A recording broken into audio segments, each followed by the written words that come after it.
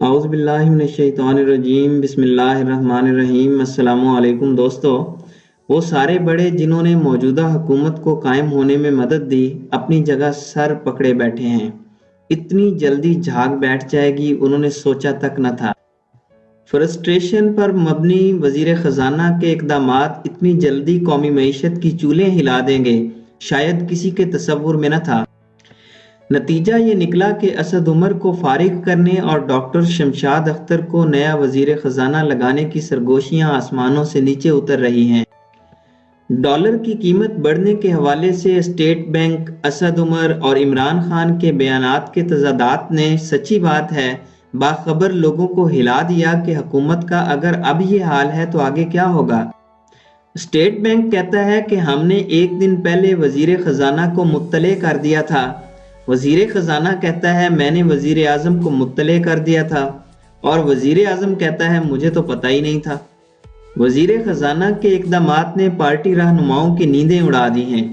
ان کی نیندیں اڑی تو وزیر اعظم کی بھی اڑ گئی، اور ان سے زیادہ ان کی اڑ گئی جو انہیں لائے تھے۔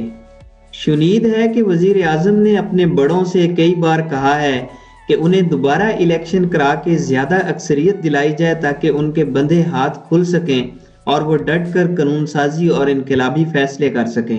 اور بڑے کہتے ہیں کہ بندہ ہر روز حلوہ نہیں کھاتا، ہر روز عید نہیں ہوتی، جو ہونا تھا ہو گیا، اور اس ہونے والی بدنامی نے اداروں کی ساکھ کو کئی جگہ سے ڈینٹ مار دیا ہے۔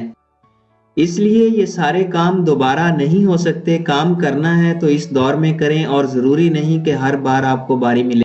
وزیر اعظم کے اناڑی پن اور معاملات سنبھال نہ پانے کی حیثیت کے سبب اب بہت سے بڑوں کو شہباز شریف یاد آنے لگے ہیں۔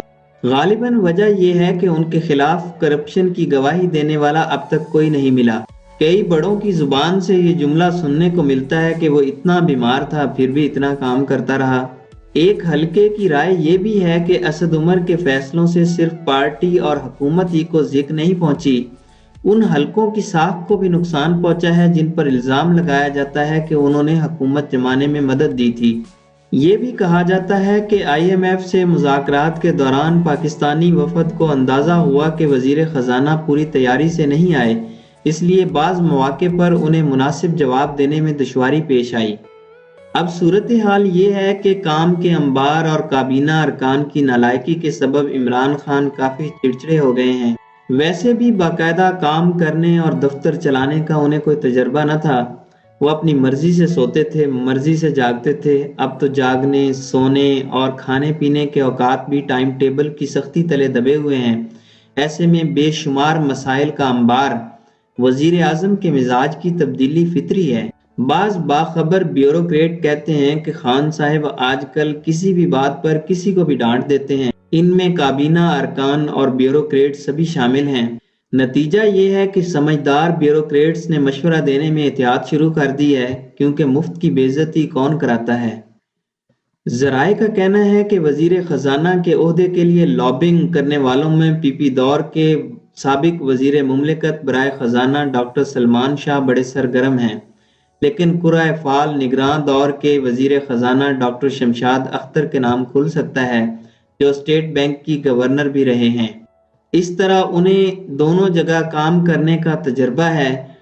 ذرائع کے بقول سلمان شاہ اگرچہ جنرل آصف نواز مرحوم کے داماد ہونے کی سند فضیلت رکھتے ہیں، لیکن ان کی صلاحیتوں سے غیبی طاقتوں کے بڑے کچھ زیادہ مطمئن نہیں ہیں۔